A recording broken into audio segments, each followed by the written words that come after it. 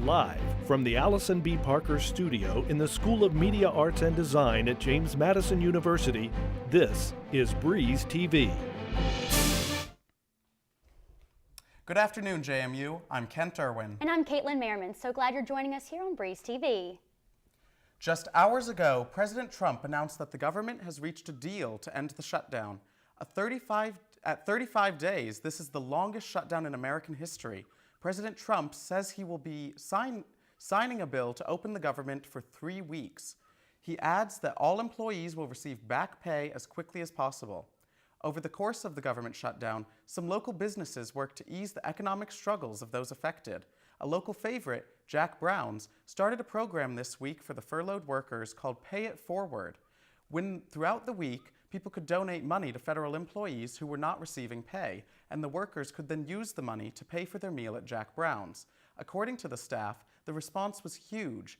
Andrew Paugh, Jack Brown's manager, came up with the idea, seeing it as a way to help those in the community.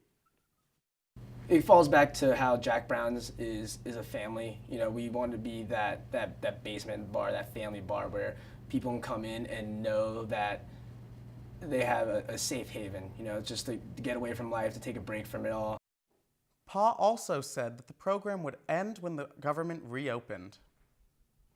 The Department of Education announced proposed changes to Title IX back in November. Now the open public comment period is coming to a close. Student Government Association and Student Affairs hosted an event to inform students about these changes and the importance of knowing the impact on JMU's campus. There are 9 proposed changes to be made, including a narrower definition of sexual assault, allowing cross-examination, and limiting cases to only those happening on campus.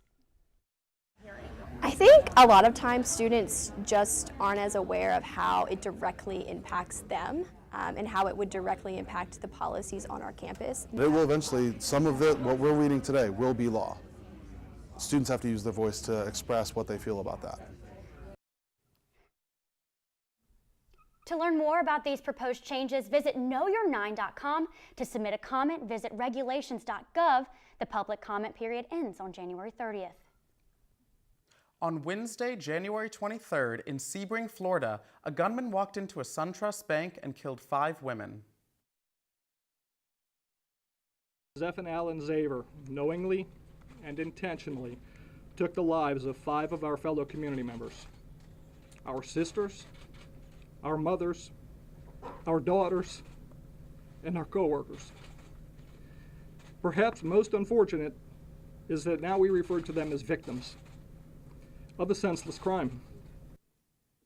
The Sebring Police and Highlands County Sheriff's Office deputies arrived to the SunTrust Bank immediately after they received a call from the gunman admitting that he had shot 5 victims. The gunman's motives are still unclear. The small community of Sebring, Florida is grieving the senseless tragedy that occurred. A group of SMAD students hosted a panel to continue the conversation on mental health. Breeze TV reporter Dyer Pace tells us more. For this, 2/3 of university presidents cited mental health concerns as their #1 concern. That was the new number to me. Anxiety and mental health, a hot topic on college campuses across the country. A group of School of Media Arts and Design students tackled this topic by publishing Grit, a feature magazine in the Breeze to shed light on mental health, an issue they recognized many peers struggled with. And when we pitched it to our class, everyone, even though they didn't have necessarily a mental health background, felt like this was an important issue that needed to be talked about. So everyone was immediately on board and pitching ideas based on their personal experiences. The Grit panel discussion was hosted in hopes to continue the conversation around mental health that the magazine sparked on JMU's campus. While a lot of people did pick it up, we wanted them to keep talking about mental health as the year went on, because in the winter a lot of mental health stuff comes up. Around finals a lot of it comes up. So it was all about trying to keep the conversation going and letting people know that there are people on this campus that do care about their mental health and do want to keep talking about it. Mental health professionals on the panel guided a conversation that broadened the ideas of this issue, offered wisdom to students who struggled with anxiety, and addressed societal factors that contribute in this growing issue. And really this is more about a community and large-scale psychological process about how we're relating, what our goals are, what our vision is. Students from all over campus were able to ask questions and dig deeper with the panel discussing how they can start making changes on campus. And there were a lot of questions at the end, so I feel like the panel itself really sparked the interest of the people that came, which was exactly our goal in this whole thing. The student team and panelists hope students took away the message that they're not alone. I hope that they felt the normalization of it, that this is kind of a societal thing, and if they're dealing with it, lots of people are dealing with it. But more importantly, knowing your true self as a way to cope with mental illness and anxiety. No, this is a time for college students to figure out who your identity is and how to start to really tell the story of your life. Rather than, and I think there's a lot of focus on, oh no, the here and now and the next stressor and making sure I get my status and belonging needs met. Yeah, that's important, but if you really know who you are, that will guide you about what those are important or not, rather than trying to really defend and protect. It allows you to move towards that true self and what you can really be. This is Breeze TV. Have you ever wondered how long a day is on Saturn? Well, thanks to new data from NASA's Cassini spacecraft, scientists have determined a full day on Saturn is exactly 10 hours, 33 minutes, and 38 seconds. Since Saturn has no solid surface with landmarks to track, researchers had to study wave patterns in Saturn's rings to reach these findings. Last Friday, members of the JMU class of 2019 celebrated the beginning of their final semester at JMU with a gala. Breeze TV's Colby Johnson was on the scene to see what the event was all about. The JMU senior class has had a long journey that will soon be coming to an end. And what better way to start off a final semester than with a celebration of how far they've come.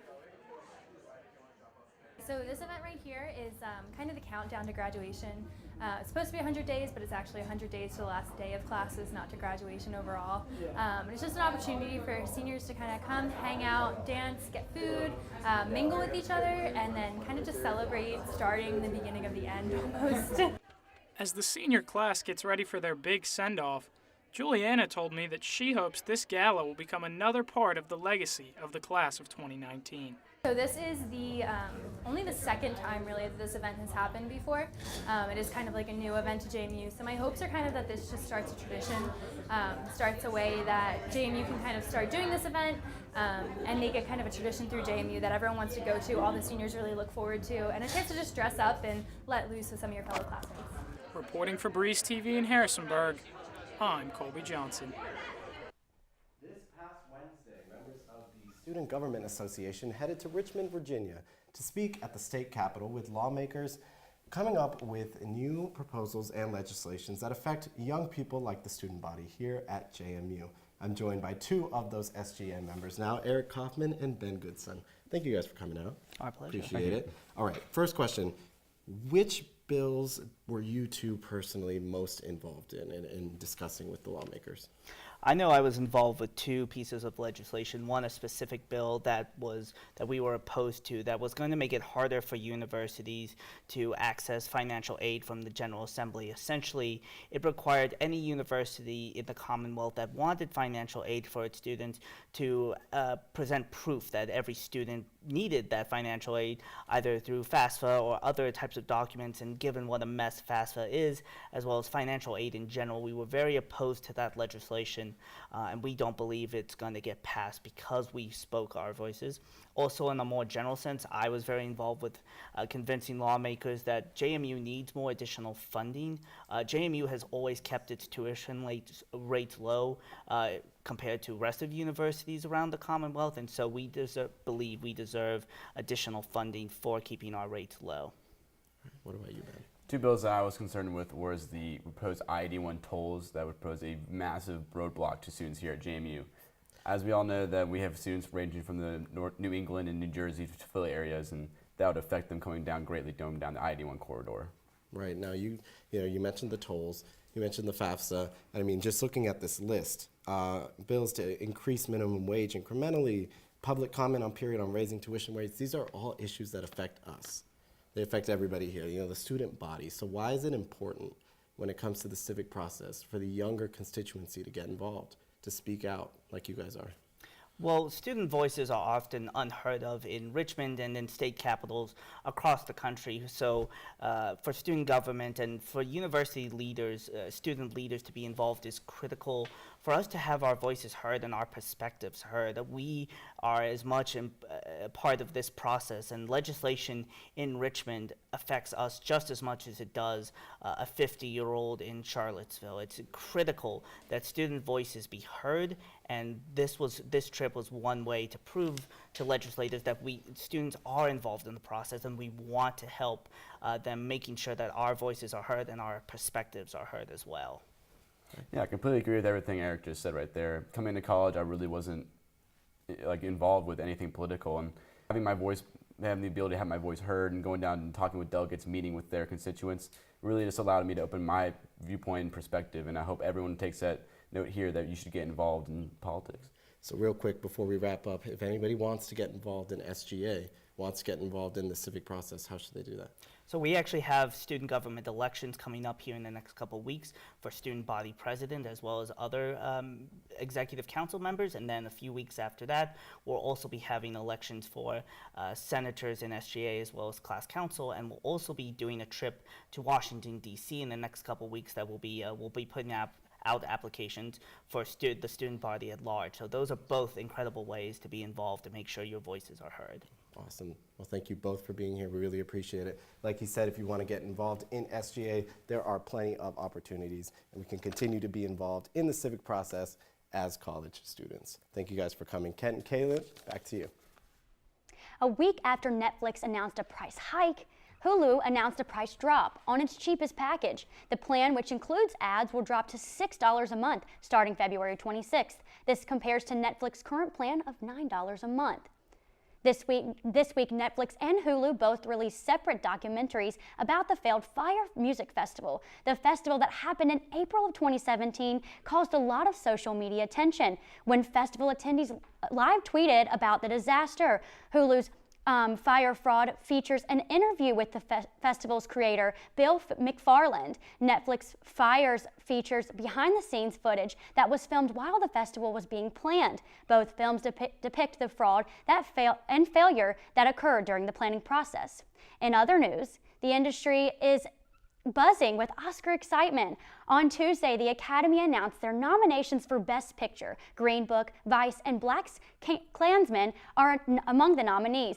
Black Panther is making history as the first big hit superhero movie contending for Best Picture. Roma makes waves as being the first Netflix original to receive a nomination in the category. Roma also dominates with 10 nominations, including Best Actress, Best Director, and Best Foreign Language Film. Breeze TV reporter Peyton Kennedy was at Three Notched Brewery when history was brought to life in musical form. Second Home in Harrisonburg, Virginia is nonstop and not throwing away their shot to fundraise for their youth arts program. I'm downtown outside Three Notched, where later tonight Second Home will be hosting a karaoke and trivia night in the theme of the American musical, Hamilton. Second Home is a nonprofit organization which provides academically focused before and after school services. By offering a low-priced program in line with support from donors and fundraisers like this one, Second Home ensures no child is turned away due to financial burden. We have some children that come to us at 6 o'clock in the morning, and I get to put them on the bus, which is one of my favorite things, getting to tell them to have a good day and wave goodbye to them. They know that they've been cared for, and then to welcome them back in the afternoon. In preparation for Second Home's musical, members of the community are taking the mic. To kind of mirror our love for musicals and for the arts, we've chosen to do a musical karaoke night. Yoder says that Second Home's musical provides much more than a night of entertainment. The process helps shape children's future. The musical program in particular gives them opportunities that they wouldn't have otherwise, and it helps them grow in confidence. If you couldn't attend Hamilton karaoke but are interested in supporting the children of Second Home, this year we're doing Peter Pan. It's April 12th through 13th at 7 p.m. and April 14th at 3 p.m. Reporting for Breeze TV, I'm Peyton Kennedy. Well, we're heading into the weekend, but next weekend, Kent and I are actually headed to the big city. Yes, Caitlin and I are going to go see some Breeze TV alum in New York, so Sydney and Anna will be back anchoring next week. That's all we have for today. Enjoy your weekend.